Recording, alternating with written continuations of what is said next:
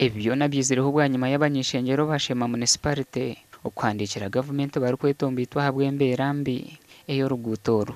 okurugerera hari Dickson Kateshumbwa embera neza kuterera nahabwe cy'abantu bareke kwerarikira kumanyisa abanyashema urukuto urukuru rw'itendero kwata kakumza mu Kazangoma umwaka ugwire bageze ihange ya umwaka uku tukartekamo kandi Ministry ya Works ekija ya visiting umwanya ogwe ya rebo rw'utoru kandi nintegateka umwaka uku agamezi machagas garo umwaka uku urwutoru baza gukora urwutorwe n'urwutorwa mana kwandi tuyamba n'ubakora by'umushenyi kandi uconnectinga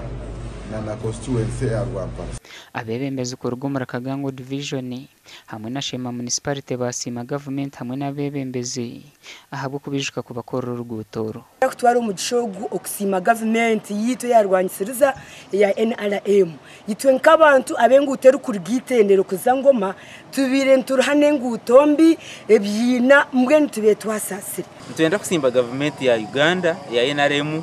yiturumhati kandi kutwebembera kurungi na munonga nsima MP witwateshumbwa aho kureba ngo arobingire esente zo kwasa kutkora urguto rw'itoru urukurugangoma kandi rukiza rukagwitendero abatura batwire no bakoreso urugutoro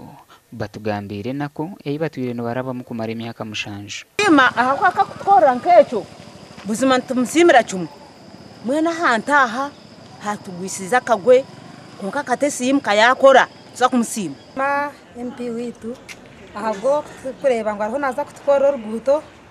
tube twasobirwe mbanza kumusima akijyaho sino traka abiharumwe byina mazima hati tutambara je bakantugenda je kakabwohe tutina songa tuzaburamwe hona mene mazima hati ni musima kuranga ho naza kutkora urguto rwitu bembezi bitu nitubasima aha kuba turireho inyuma ho tukabonaho amakuru go kutwereka ngo Katesi urgutoru artiro muyinura barwino mu program yo kurukora icyo tumusimira ahabwo kwenda faha abantu be gasha kwa mayi kwatwachire